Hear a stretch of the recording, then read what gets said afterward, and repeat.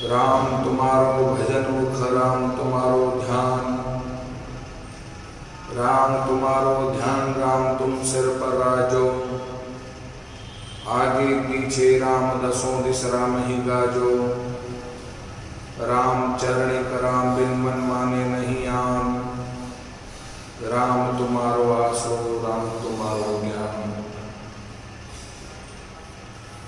अनंत विराट विश्वात्मा जगत नियंता सर्वांतर्यामी सच्चिदानंद घन पूर्ण परब्रह्म परात्पर, शब्द ब्रह्म राम के उपासक प्रचारक, अनंत श्री विभूषित जगत गुरु राम स्नेही धर्म प्रवर्तक स्वामी जी श्री रामचरण जी महाराज की पावन से चरणों में प्रणति करते हैं। तदनंतर जिनके चरण रज से यह धरा तीर्थ स्वरूप हुई, ऐसे तीर्थ के अधिष्ठाता संस्थापक बड़ा राम द्वारा चांदपुर के कण कण में रज रज में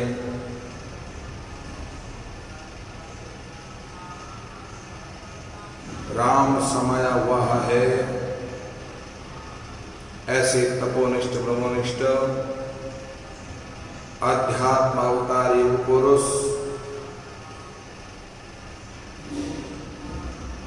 भजनिक उपाधि से अलंकृत नामनिष्ठ साधनानिष्ठ परमहंस वितराग परिव्राजकाचार्य स्वामी जी श्री भगवान दास जी महाराज के पावन पाद पद्मों में वंदन करते हैं।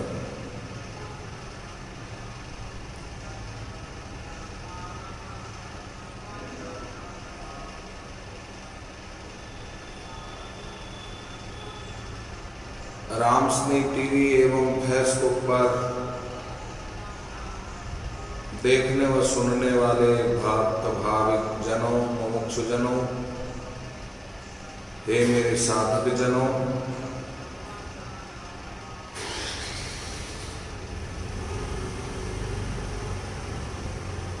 साधना स्वाध्याय चातुर्मास 2020 का यह पावन अवसर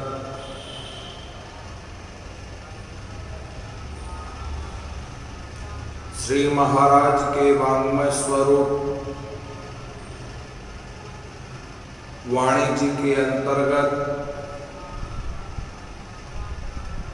भक्तमाल स्वरूप नाम प्रताप ग्रंथ की दिव्यता, नाम की महत्ता विशेषता से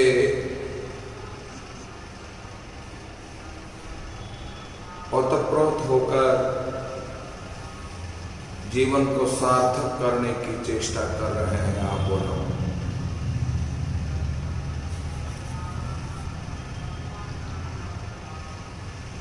सुमिरन साचो कियो लियो देख सबहि में एक भगवान कैसे काटे तरबार है, काटी वो खड़ग जल बोरी वो शक्ति जाकी ताही को निहारे चहूं और सो अपार है, पूछे ते बतायो खम्ब ताहा ही दिखायो रूप अप्रगट अनुभव भक्त वाणी ही सो प्यार है, दुष्ट डारी उमारी गए आते लई डारी तहु क्रोध को न पार कहा कियो यो विचार है। प्रहलाद चरित्र को आप और सभी आत्मसात करने की चेष्टा कर रहे हैं। राम नाम के प्रभाव से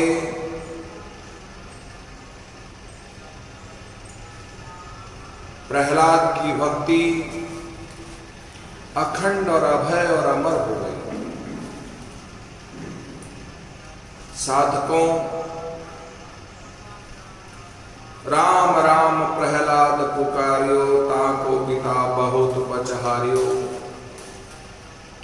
संकट सयो पण राम न छांड्यो, राम भरोसे मरणो ही मांड्यो।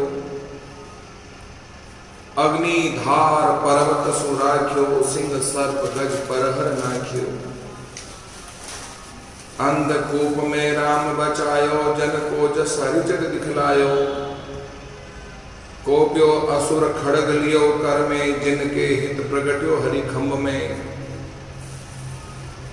मार्यो असुर भक्ति विस्तारी, जन प्रहलाद की नीच निवारी।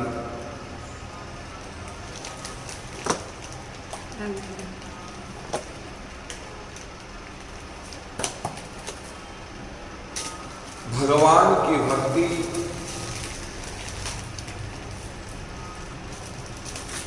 भगवान का प्रेम,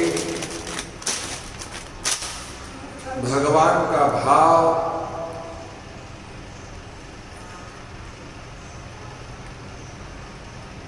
भगवान के प्रति निष्ठा,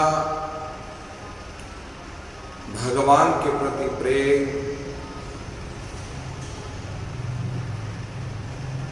भगवान के प्रति सद्भाव जागृत करने का प्रभाव भी नाम ही है। नाम से भाव जागृत होता है, नाम से निष्ठा जागृत होती है, नाम से भगवदाकार भाव जागृत होता है। भगवान के नाम में अनंत महिमा है। भगवान के नाम में बहुत बहुत बहुत प्रकार की विशेषता है। सारे संकटों को सहन करने की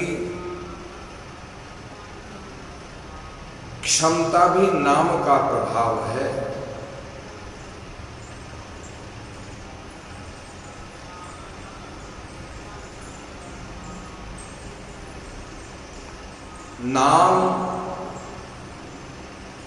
नामी बना देता है। नाम भगवान का बोध करा देता है। नाम आत्मबोध करवाकर शरीर की नश्वरता से, उदासीनता का भाव जागृत करके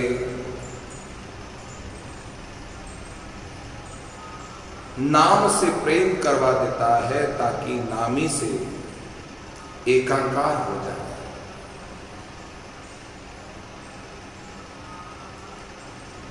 प्रहलाद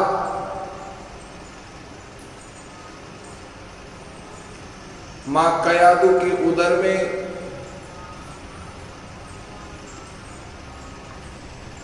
प्रविष्ट हुआ है।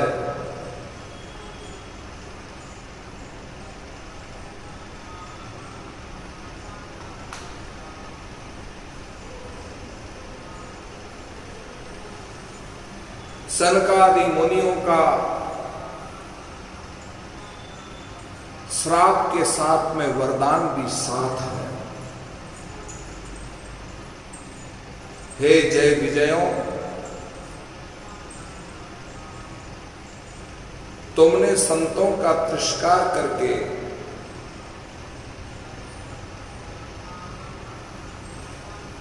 जीवन को राक्षसमय बनाया है। तुम्हें 3 जन्म तक राक्षस बनने की हम आज्ञा देते हैं।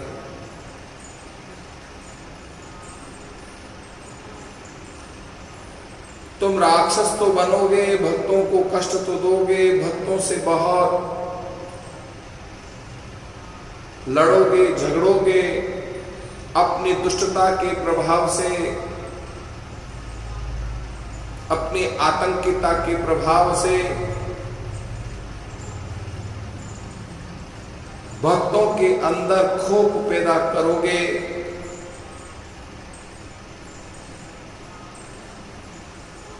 पर तुम्हारा उद्धार भगवान से होगा। तुम्हारे लिए भगवान अवतार लेंगे।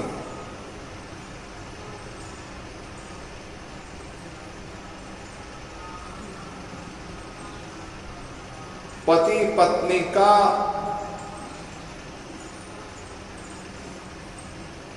सात्विक भाव ही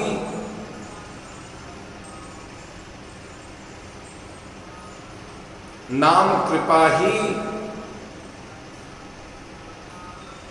भक्त को उत्पन्न करने की ताकत रखता है। सनकादि मुनियों का वरदान भी है, इससे संतों की बहुत महिमा बढ़ती है। तुम्हारा बेटा तो नहीं, पर तुम्हारा पोता भगवत भक्त होगा, जिससे कुल तर जाएगा।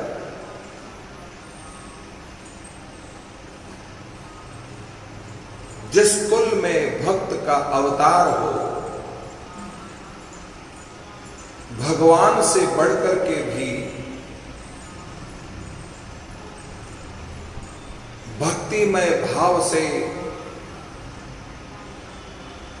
ओतप्रोत होकर पूर्ण भक्त होने की कृपा भी संत महापुरुषों की है।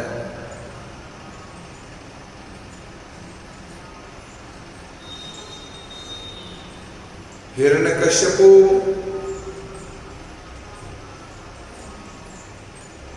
के विचारधारा में राक्षस प्रवृत्ति है। हिरण्यकश्यपु में रग रग में, रोम रोम में हिंसा व्याप्त है, विचारों में हिंसा व्याप्त है, अराजकता फैलाने की मनसा से भरा जीवन है।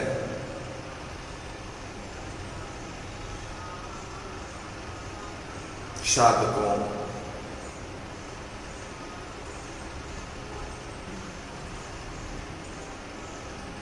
पति और पत्नी का सात्विक भाव ही, सद्भाव ही, संस्कार और संस्कृति से रत जीवन ही भगवत भक्त आदर्श बालक को जन्म देता है। पर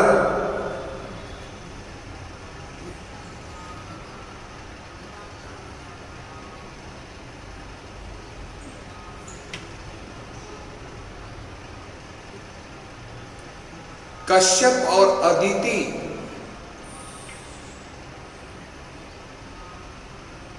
दोनों के दाम्पत्य जीवन में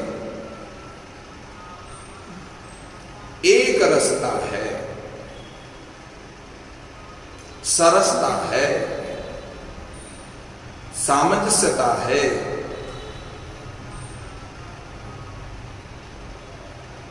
संस्कारों से पूरित दाम्पत्य जीवन है,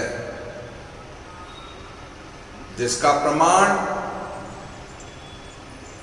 अदिति के गर्भ से देव समाज प्रकट हुआ है। देव समाज की उत्पत्ति हुई है।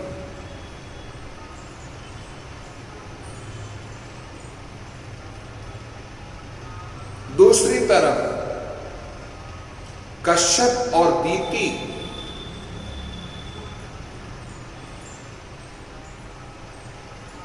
कश्यप संस्कृति से रत है, कश्यप संस्कारों से रत है। कश्यप शास्त्रों के ज्ञाता है।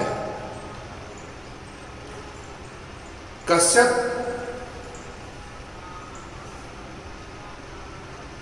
भगवत भाव में रहता है। पर दीति संस्कारहीन है, संस्कृतिहीन है, सद्भावहीन है, जिसे शास्त्र का बोध नहीं है। कश्यप जैसा सात्विक पति को प्राप्त करने के बावजूद भी दीति के अंतःकरण में भोग प्रवृत्ति है।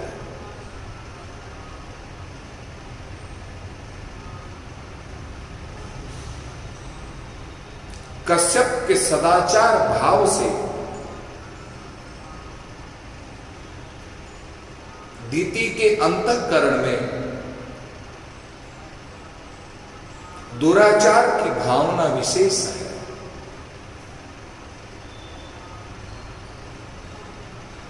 पति और पत्नी के सामंजस्य जीवन में सदाचार होना चाहिए, नवाचार होना चाहिए।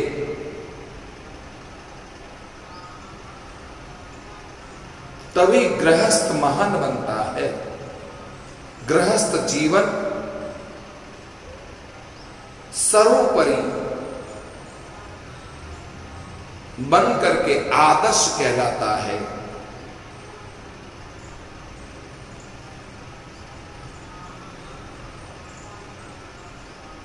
पर विचारों की हीनता है दीति में, सदाचार से हीन है, संस्कार से हीन है। पति के समझाने के बावजूद भी जिसके अंतःकरण में विलासिता का भाव,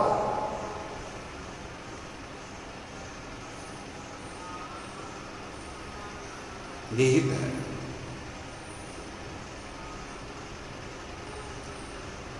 संध्या वंदन के समय को आदर्श गृहस्थ दंपति भजन साधना और संस्कारों से युक्त होकर नामनिष्ठ हो जाते हैं। कश्यप के समझाने पर भी दीति के भेजे में ये बात नहीं उतरी, जिसका परिणाम इतना भयंकर हुआ, इतना भयंकर परिणाम हुआ, जिस परिणाम से दीति का गर्भ निंदनीय हो गया।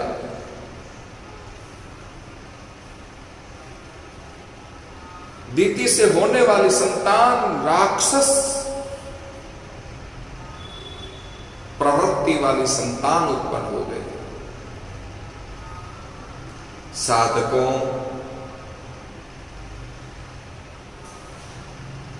अब यहां हिरण्यकश्यपु और कयाधु, हिरण्यकश्यपु में राक्षसी स्वभाव है, हिंसा स्वभाव है।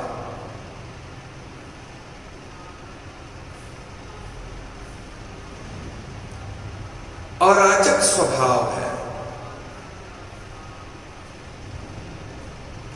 उस अराजक स्वभावता के कारण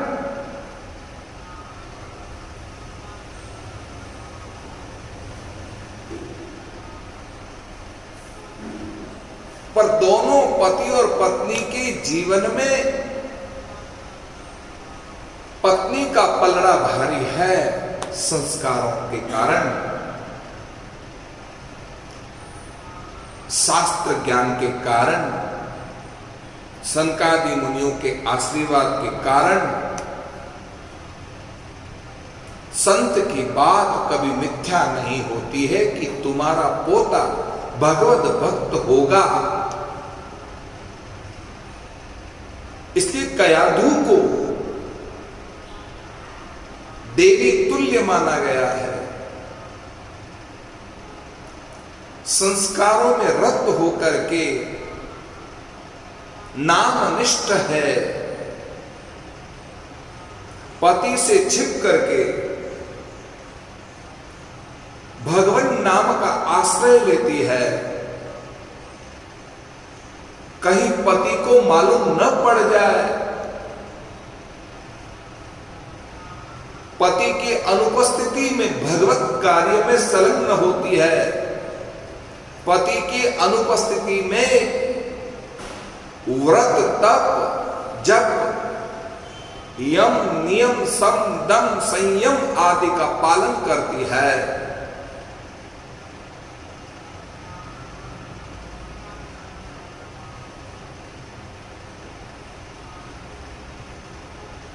कहीं पति का पलड़ा भारी होता है तो कहीं पत्नी का पलड़ा भारी होता है, पर यह संतों का आशीर्वाद होने के कारण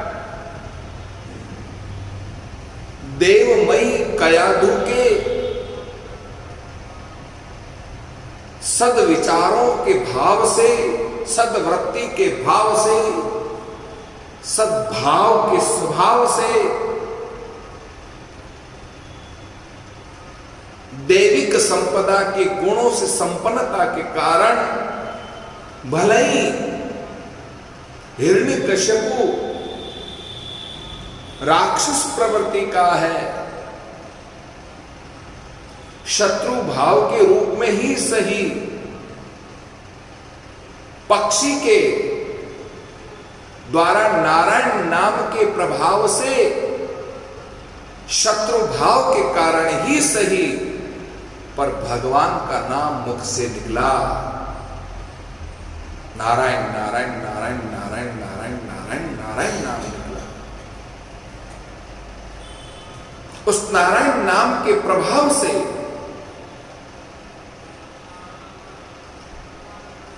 कयादू की दैविक संपदा के गुण को बल प्राप्त हो गया। भगवान कहते हैं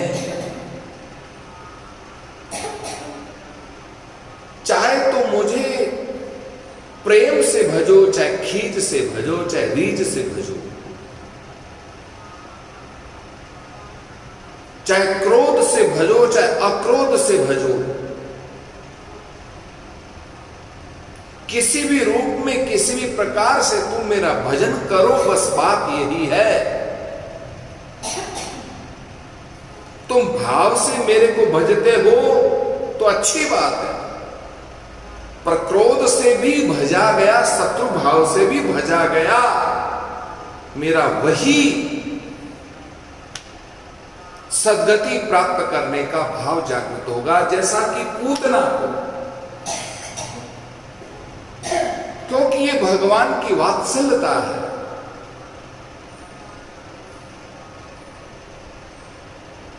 शत्रु भाव को लेकर आई पूतना, भगवान के श्री विग्रह का स्पर्श पाने का प्रभाव यह पड़ा कि भले कालकूट से रंजित किए हुए वक्षस्थलों को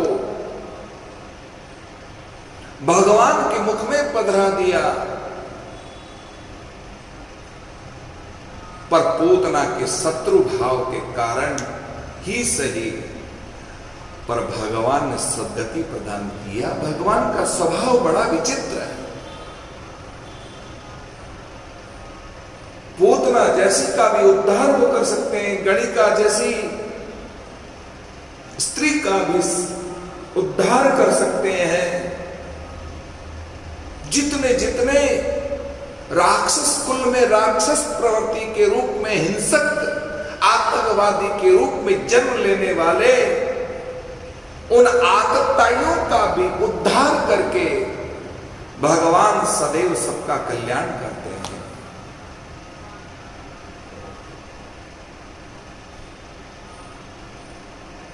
भाव अभाव, चाहे तुम भाव से भजो चाहे अभाव से भजो, कैसे भी भजो,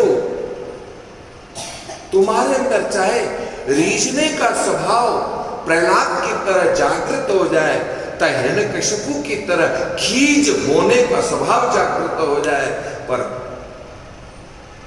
रीझ के प्रभाव से खींच का भी उद्धार कर देते हैं।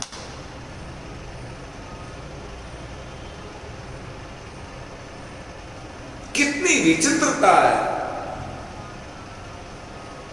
भगवान का वात्सल्य भाव कितना गुणकारी और फलदायी है, इस पर प्रत्येक साधक को विचार करना चाहिए, चिंतन करना चाहिए। मनुष्य देह को प्राप्त करके हमारे अंदर काम, क्रोध, लोभ आदि प्रवृत्ति जो जन्मांतरों से है, भले ही हो, जन्मांतरों से भले ही हो, यदि तुम्हारा काम परमात्मा को पाने के लिए जागृत हो जाए, तुम्हारा क्रोध भगवान को पाने के लिए जागृत हो जाए, तुम्हारा लोभ भगवान को प्राप्त करने के लिए जागृत हो जाए, तुम्हारा मोह परमात्मा से हो जाए, ईर्ष्या भगवान से हो जाए, वैमनस्यता का भाव भगवान से हो जाए, तब भी तुम्हारा कल्याण इन काम, क्रोध, मदलोभ, मोह, मत्सर, ईर्ष्या, वैमनस्यता के कारण भी तुम्हारा उद्धार है। पर परमात्मा से हटकर परमात्मा को मान केंद्र नहीं दिया, केंद्र के रूप में परमात्मा को नहीं रखा और संसार को केंद्र रूप रखा, तो वही क्रोध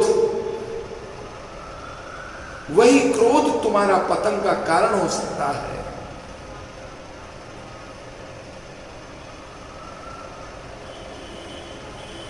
वही क्रोध, वही लोभ, वही मोह, वही मद मत्सर संसार और संसारिकता को पाने के लिए, भोग और विलासिता को भाने के लिए तुम्हारे अंतःकरण में संसार रचा पचा है, तो निश्चित रूप से तुम्हारा कभी कल्याण नहीं हो सकता, कभी कल्याण नहीं हो सकता। साधकों,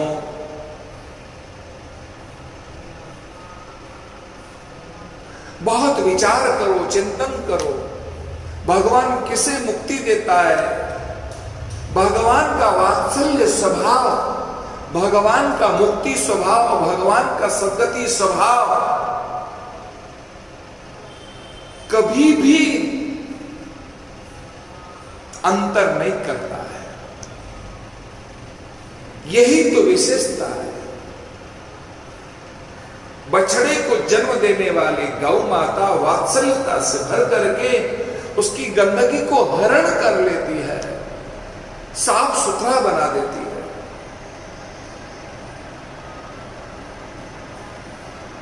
इतनी दयालुता और इतनी कृपालुता भगवान में, उससे भी गाय के वात्सल्यता से कई गुना ज्यादा भगवान में दयालुता, कृपालुता है।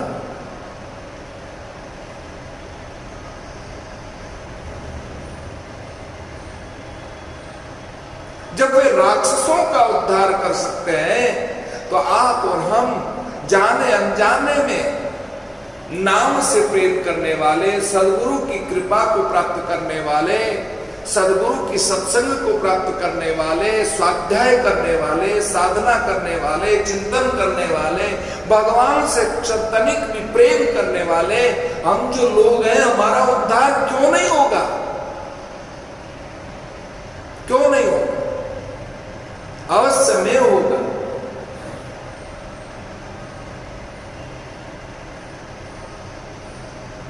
ये भाव लेकर कभी हाथ पे हाथ धरकर मत बैठ जाना, हमारा तो भगवान वैसे ही कल्याण कर देगा, हम कुछ करें ही नहीं।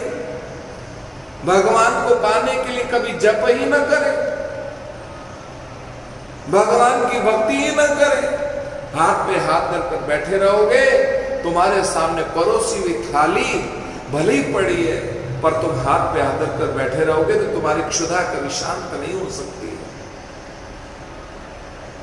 क्षुधा शांत तो तब हो सकती है, परोसी हुई थाली में से एक एक व्यंजन को अपने मुख में डालोगे, तब कहीं जाकर तुम्हारी क्षुधा शांत होगी। ये शास्त्र, ये स्वाध्याय, ये शास्त्र, ये पुराण, ये वेद, उपनिषद, ये संतों की अनुभव वाणियां, ये सब के सब थाली परोसे हुए हमारे सामने रखे हुए हैं। केवल तुम हाथ पे हाथ धरकर बैठ जाओ, हठ धर्मिता अपनाते हुए। तो भगवान ने कहा कि अरे मां भी गोदी तब लेती है बच्चे को जब रोता है, वो विलखता है, मचल उठता है। थोड़ी सी मचलना, थोड़ा सा उसका रोना, थोड़ी सी उसकी हठ धर्मिता गोदी को पाने के लिए तत्पर हो जाए तो साधकों निश्चित रूप से मां जिस तरह से गोदी ले लेती है, बच्चा चुप हो जाता है, मचलना बंद हो जाता है, ऐसे ही परमात्मा भी गोदी में लेने को तैयार है। पर गोदी में लेने से पहले हम लोगों को मचलना होगा, हमको तड़पना होगा, बेचैन होना होगा, अपनी हठ धर्मिता अपनानी होगी, तभी संभव है। साधकों, प्रहलाद कयादु के उदर में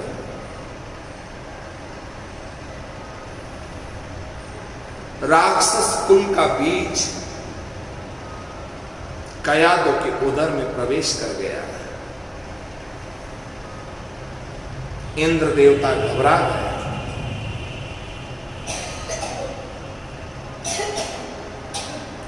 हिरण्यकश्यप के आतंक से हम सभी आतंकित है, त्रस्त है, पीड़ित है, व्यथित है, चिंतित है। कालांतर में यदि राक्षस का बीज और उत्पन्न हो गया, राक्षस प्रवृत्ति का, तो हम कहां जाएंगे? इसलिए इससे अच्छा है उस बीज को ही खत्म कर दें। इंद्र देवता ने देव होकर के भी दुस्साहस करने की प्रवृत्ति जागृत हो जाती है। कयादु को मार डाला, क्योंकि राक्षस कुल का बीज कयादु के उदर में मैं खत्म कर दूंगा। पर संतों का आशीर्वाद कभी विफल नहीं जाता है। साधकों, संतों के आशीर्वाद से ही नारद जी का आगमन हो गया और कयादु को छुड़वा दिया। अरे क्या कर रहे हो देवराज, तुम देव पुरुष हो, देव पुरुष से इस तरह का अनैतिक कार्य शोभा नहीं देता है। देव से नीति का पालन होता है, देव से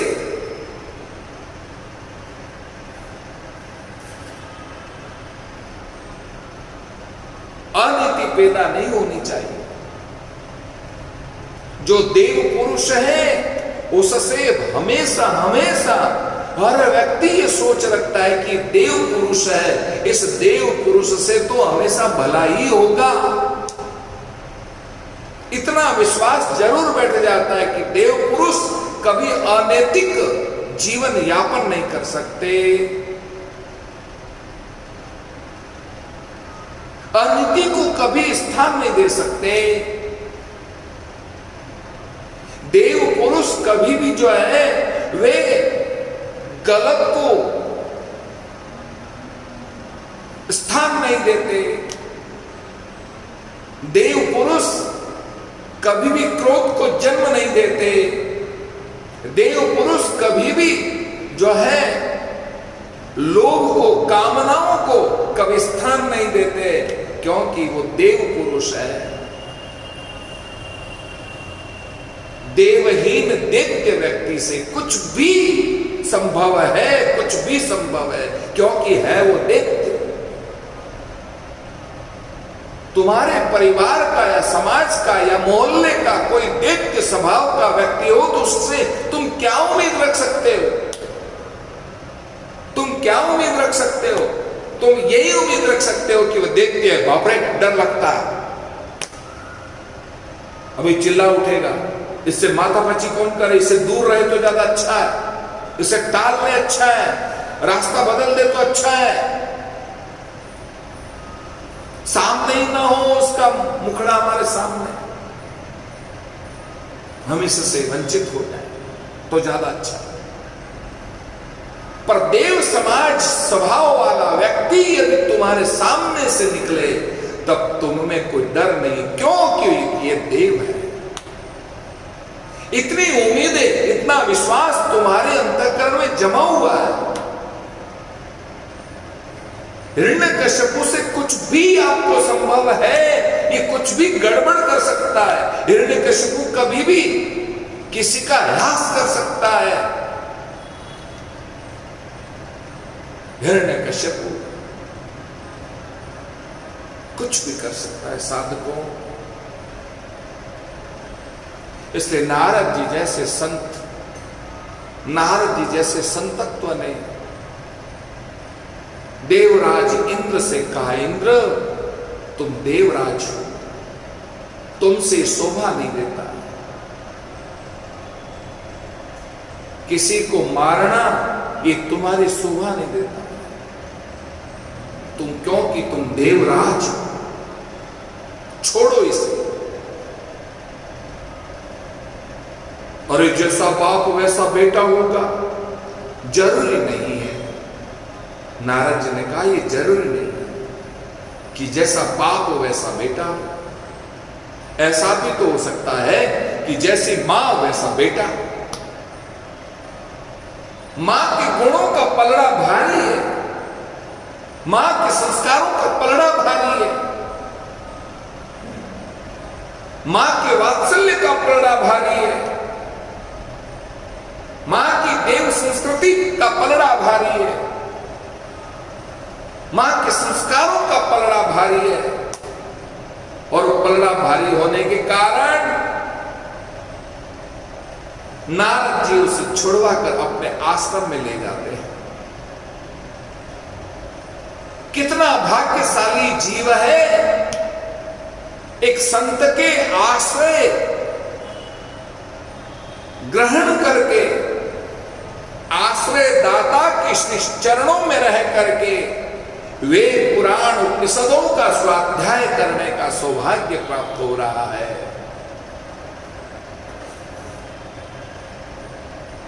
कितने सौभाग्य की बात है साधकों। ये तो भगवान की बड़ी कृपा है कि भगवान वेद पढ़ने को, वैदिक परंपरा में जीवन जीने को, वैदिक निष्ठा, पुराण निष्ठ होने का, सत्संग के भाव का हमारे अंतःकरण में जन्म होता है। संतों के सन्निधि में, संतों के सामिप्य में जीवन को श्रेष्ठ बनाना, जीवन का निर्माण करना, ये मान बिंदु है। साधकों, कितनी सुंदर बात है और कितनी विशेषता की बात है। आप विचार करें।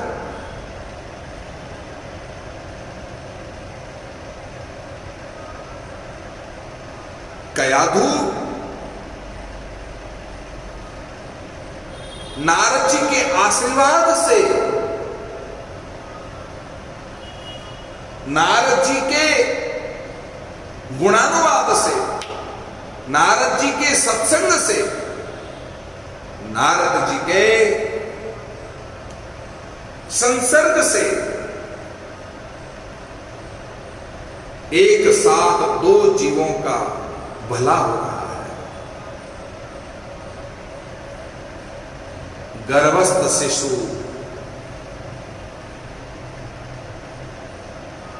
गर्भस्थ शिशु प्रहलाद का और गर्भ को धारण किए हुए कयाधु का इच्छा प्रसूति का वरदान प्राप्त हो जाता है साधकों, इच्छा प्रसूति का। इच्छा प्रसूति का वरदान प्राप्त करके निश्चिंतता के साथ में सत्संग में आनंद हो रहे हैं, आनंदित हो रहे हैं। जो सुख है सत्संग में सो नहीं दूसरी ठाम, हरि चर्चा श्रवणा सुने रसना उचरे राम, रसना उचरे राम नहीं कोई धोखा धंधा, साध छुड़ावे जगत काट आशा का फंदा, राम चरण आनंद अति निर्भय आठों याम, जो सुख है सत्संग में सो नहीं दूसरी ठाम। सत्संग के सिवा कहीं सुख है ही नहीं। तुम यदि सत्संग के सिवा किसी और में सुख को महसूस करते हो कि तुम्हारा एक पागल, तुम्हारे जैसा बेवकूफ कोई नहीं होगा। सबसे बड़ा सुख यदि कहीं है तो सत्संग में। तात स्वर्ग अपवर्ग सुख, धैर्य तुला एक अंग, तोलनता ही सकल मिली, जो सुख लब सत्संग। रामचरितमानस के सुंदरकांड में यह भी एक ऐसे व्यक्ति से सत्संग की महिमा निकली है। हनुमान जी ने एक मुक्के का प्रहार किया उस राक्षस ने लंकिनी पर, और तुरंत राक्षस स्वभाव समाप्त हो गया मुक्के के प्रहार से। और उसके मुख से जो बड़े बड़े विद्वानों से, बड़े बड़े सत्संगियों से जो सत्संग की व्याख्या नहीं निकल सकती है, ऐसी सत्संग की व्याख्या और ऐसी सत्संग की चर्चा लंकिनी के श्रीमुख से प्रकट हो गई। तात स्वर्ग अपवर्ग सुख, धैर्य तुला एक काल। तराजू के एक पलड़े में जितने प्रकार के वैकुंठ के, चाहे स्वर्ग के, चाहे धरती के, चाहे कितने भी लोक के सुख है, वो सारे सुख एक पलड़े पर धर दिया जाए और लव मात्र समय का सत्संग भी यदि अपने जीवन में आत्मसात हुआ है, उस लव मात्र के सत्संग को दूसरे पलड़े में रख दिया जाए तो महाराज ये पलड़ा हल्का हो जाएगा सारे लोगों के सुख का, पर सत्संग के सुख का पलड़ा भारी हो जाएगा। इतनी बड़ी भारी महिमा।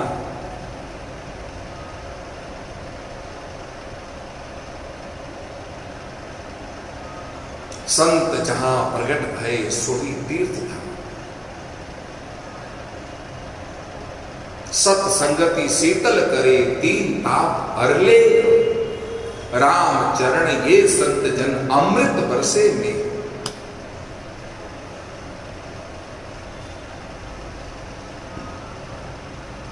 अमृत उत्पन्न हो जाता है।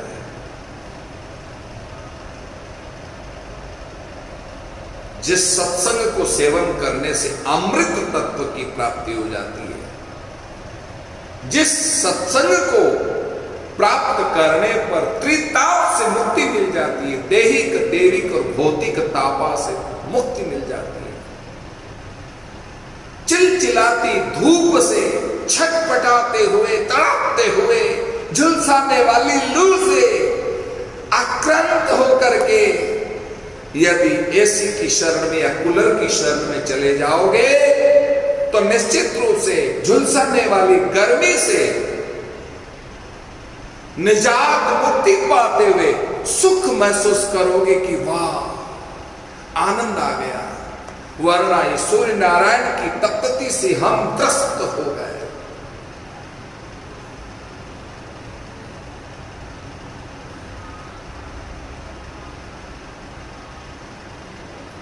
ठीक यही उदाहरण दैहिक देविक भौतिक तापों से हम ग्रस्त हैं। जीवन में पाप होते हैं ना, मनसा वाचा कर्मणा स्वभाव से पाप होते हैं। संचित कर्म का फल पाप, प्रारब्ध वसात पाप, क्रियमाण कर्म का परिणाम पाप। और जब हम पाप को झेलते और पाप को हम जब स्वीकार करते हैं तो पाप की गर्मी इतनी भयंकर होती है, हम ताप से पीड़ित हो जाते हैं। पाप ताप और संताप से त्रस्त होकर के सत्संग की सुधा में जब हम जाकर के बैठ जाते हैं, सत्संग की कूलर में जाकर बैठ जाते हैं और सत्संग की एसी में जाकर के थोड़ा सा आनंद लेते हैं तो हमें अपार आनंद महसूस होता है। मजा, आनंद आ गया, आत्मा को शांति मिल गई, ऐसी शीतलता का अनुभव। गंगा पापम ससीतापम देनिकर्तरुष तथा, शास्त्र कहते हैं गंगा पाप का हरण करती है, शशि ताप का हरण करती है, कल्प वृक्ष दैन्यता का हरण करती है, पर सत्संग पाप ताप और दैन्यता का हरण करने वाला साधन है। इसलिए कयाधु नारद जी के संसर्ग से, नारद जी के सत्संग से शीतलता का अनुभव प्राप्त करते हुए सत्संग का आनंद ले रहे। वैकुंठ में वास करने पर भी आनंद नहीं मिलता है, स्वर्ग का अमृत पान करने पर भी वह आनंद नहीं मिलता जो आनंद सत्संग में मिलता है। इसलिए उस आनंद से सराबोर होने के लिए सत्संग की गंगा में जाकर तुम डुबकी लगाओ मेरे साधकों। इस संसार के भयावह वातावरण में, संसार की कलमशता के लाए में से बचने का एक ही मात्र साधन है और वह है सत्संग। लेकिन सत्संग का अर्थ वही समझ सकता है जो सत्संगी हो।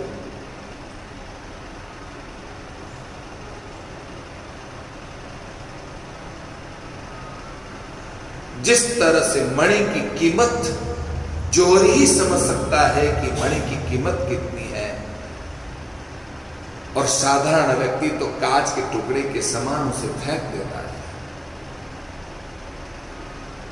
वल्लभाचार्य जी ने कितनी बढ़िया बात कही। किसी जिज्ञासु ने पूछा आप भी कुछ फरमाइए, तो वल्लभाचार्य जी ने कहा गाय के सींगड़े के छोर पर राई का दाना जितनी देर टिकता है उतनी देर का यदि जीवन में सत्संग प्राप्त हो जाए तो जीवन में सब कुछ आनंद प्राप्त हो जाए। उस गांव का सौभाग्य था कि वल्लभाचार्य जी के साथ में माधवाचार्य जी का भी आगमन हुआ और माधवाचार्य जी से भी निवेदन किया, हमें पता है कि आप थोड़ा ही फरमाएंगे पर एक लाइन ही हमारे लिए फरमा दीजिए। तब उन्होंने वल्लभाचार्य जी के मत का समर्थन करते हुए कहते हैं कि गाय के सिंगड़े के छोर पर जितनी देर राई का दाना टिकता है उतनी देर का यदि कुसंग जीवन में मिल जाए तो जिंदगी भर के सत्संग को खत्म कर देता है।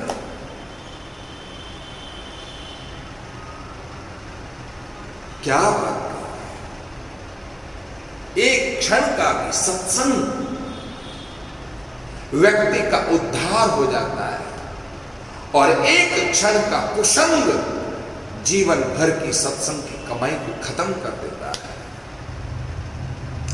खटवांग राजा 2 क्षण के सत्संग को पाकर के अभयता को प्राप्त हो गया, अभयता को प्राप्त हो गया। साधकों,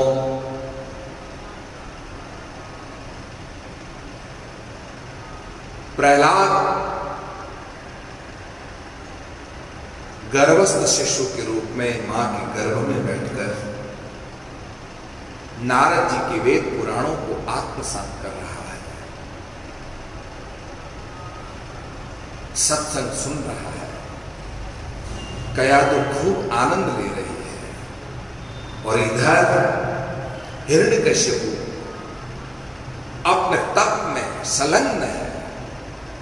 ब्रह्मा को रिझाने के लिए कठोर तप कर रहा है, कठोर तप कर रहा है। चलो हिरण्यकश्यपु को तप करने दो, जिसका फायदा कयादु को मिल रहा है। सत्संग के बहाने नारद जी का संसर्ग मिल रहा है और गर्भस्थ शिशु प्रहलाद उस सत्संग को आत्मसात कर रहा है। अगली चर्चा कल करेंगे, आज इतना ही पर्याप्त है। राम राम राम राम राम राम राम राम राम राम राम राम राम राम राम राम।